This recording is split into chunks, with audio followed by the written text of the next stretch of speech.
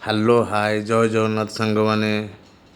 ଆଉ ଗଲା କାଲି ଆମର ରାଷ୍ଟ୍ରୀୟ ନବବର୍ଷ ଥିଲା, ତ ସେଥିପାଇଁ ଆମର ମଞ୍ଚେଶ୍ୱର ରେଲୱେ କଲୋନୀରେ ଗୋଟେ ସିଦ୍ଧେଶ୍ୱର ମନ୍ଦିର, ବାବା ସିଦ୍ଧେଶ୍ୱର ମନ୍ଦିର, ସେଠି ସେ ପ୍ରୋଗ୍ରାମ୍ ସେଲିବ୍ରେସନ୍ ହେଉଥିଲା। ବହୁତ ବଡ଼ ଆକାରରେ ବହୁତ ବଢ଼ିଆ ହେଉଥିଲା।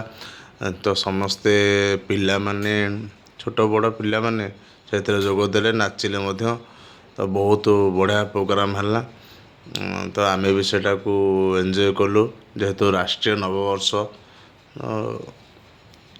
ଏଇଟାକୁ ARCର ଯେଉଁ ତାକୁ ସମସ୍ତେ ଏଥିରେ ସେମାନଙ୍କର ଏଥିରେ କର୍ମକର୍ତ୍ତା, ମୋର ନିଜ ଶଳା ବି ସେଥିରେ ଅଛନ୍ତି। ଆଉ ସେ ଭାଇମାନେ ସମସ୍ତେ ଏଥିରେ ପ୍ରୋଗ୍ରାମ୍ ଇଏ କରିଥିଲେ, ବହୁତ ବଢ଼ିଆ ହେଇଥିଲା। ଦେଖନ୍ତୁ ଇଏ ତା ସାଙ୍ଗମାନେ, ମୋ ଝିଅ ସାଙ୍ଗମାନେ ସବୁ ଜୁଟିଗଲେ। ସେଥିପାଇଁ ମୋତେ ଛାଡ଼ି ଦେଇକିରି ଉଡ଼ିଲା ତାର ପୁରା, ଆଉ ଧରା ଛୁଆଁ ଦେଲାନି। ତ ସମସ୍ତେ ପିଲାମାନେ ପ୍ରୋଗ୍ରାମ୍ ହେବ ବୋଲି ସମସ୍ତେ ରେଡ଼ି ହେଇକି ବସୁଛନ୍ତି। ଇଏ କି ଖୁସି, ତ ଇଏ ଖାଲି କହୁଛି ମୋତେ ଛାଡ଼ିଦିଅ। ସେ ଜଣେ ଭାଇଙ୍କର ପୁଅ, ଆଉ ତା ସାଙ୍ଗମାନେ ଦେଖା ହେଇଗଲେ, ବହୁତ ମଜା କଲା ସେ।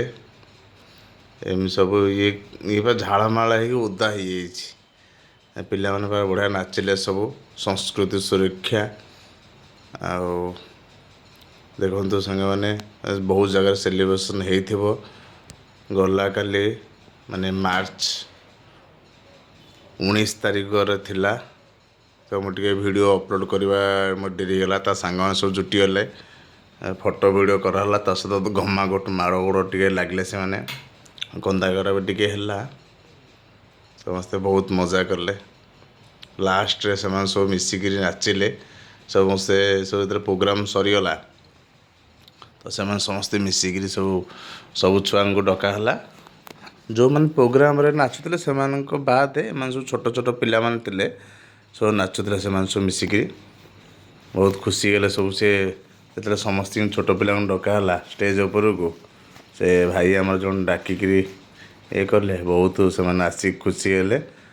ଆଉ କହିଲେ ଓହ୍ଲାଉ ନଥିଲେ, ଷ୍ଟେଜ୍ରୁ ଓହ୍ଲାଉ ନଥିଲେ, ସମସ୍ତେ ନାଚିଲେ। ମୋ ଝିଅ ବି ନାଚୁଥିଲା। ଆମ ପାଖରେ ପ୍ରାୟ ଟୋକନ ଦିଆଯାଇଛି, ତେଣୁ ଆମେ ଭୋଜନ ମଣ୍ଡପରେ ଟୋକନ ଦାଖଲ କରି ପ୍ରବେଶ କରିପାରିବା। ସମସ୍ତଙ୍କୁ ଅନୁରୋଧ, ଆମେ ସମସ୍ତେ ନିଜକୁ ସହଯୋଗ କରିବା।